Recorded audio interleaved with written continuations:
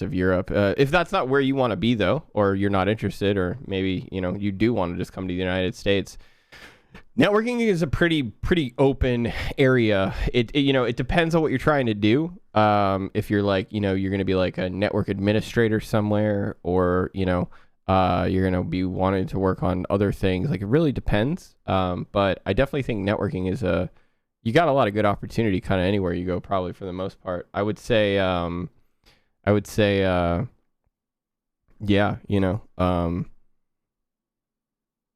lost my train of thought there for a second.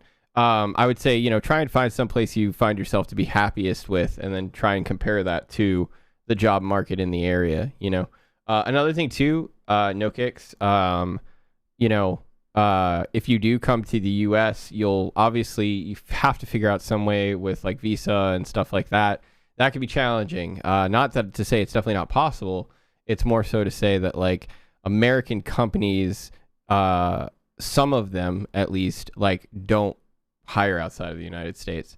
And so that's just another challenge as well. So I'm just putting out a lot of different like things I can think about with regards to your question. I think the where is going to be more of just about where you're at least in the US. Like, there's a few, definitely a few big places, whether it be the East Coast or the West Coast. Yeah, you got a lot of questions you got to answer yourself, honestly. But I guess what I mean to say is in summary, yeah, networking, you should definitely be able to find something.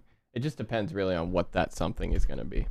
How do you find those great companies in the EU? Is there a list? So yeah, I mean, I definitely understand your sentiment there. There's like a decent list on, what's it called? GitHub.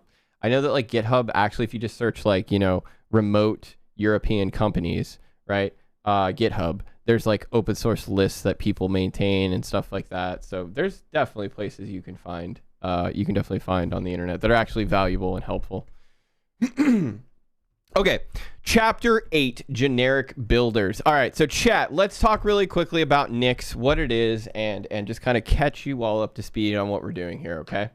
The TLDR is that I work in DevOps, and quite daily, I deal with things like having to build software, package software, distribute software, all of that kind of stuff. And we do this in a lot of different ways today. We either have build systems and tools that we use together to kind of like build a process and a system for us that helps us deliver our software essentially. There's also complete solutions that we rely on, like containerization and stuff like that. There's a lot of things out there, right? And when we also talk about having like a complete closed loop where like that process is the same from the developer experience to the deployment experience, that is also where, more tools come into play, more options, things like that. And for a long time, like I've, kind of slowly found tools that individually go together that really help solve this problem for me. But as I've gotten older, I've been doing this for like 10 years now. I also find it very interesting when there's a specific tool built for a specific job. And up until now, I would say I've probably used Docker the most as in a comparison here to, building software, packaging it, shipping it, all that kind of stuff. And then again, various tools under that, whatever essentially goes in that Docker file to build it.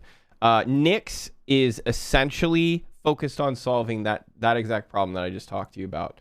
Building software, having tools around building software that are really good and allow you to have a reproducible output anywhere, right?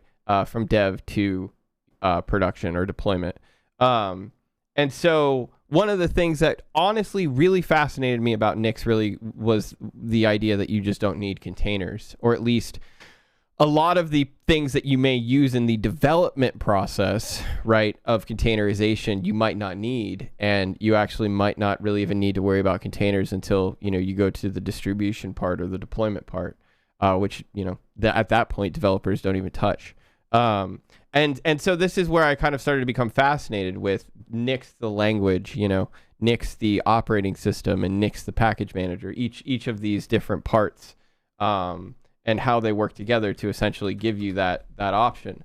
It's called Bottom, my dude. Yo, what's up, humble feather? A humble feather, and Maverick, hello, Maverick. I don't know. So yeah, so Nix is really about building software, right? And if you've